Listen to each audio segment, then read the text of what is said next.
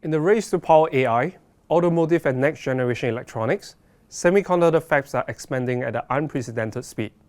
But behind this growth lies a critical risk: power quality. Electricity costs are rising, and in some regions, over 70 voltage sags a year, causing millions in losses and costly downtime.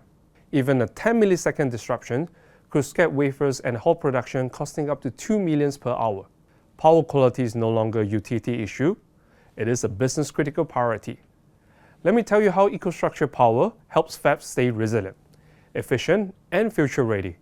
It supports the entire fab life cycle, from simulation and modeling in the design phase to real-time monitoring, predictive analytics, and mitigation during operations.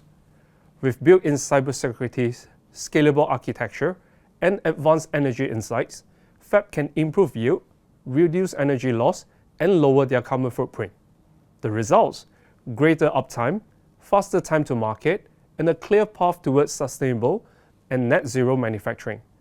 Download the new white paper to learn more.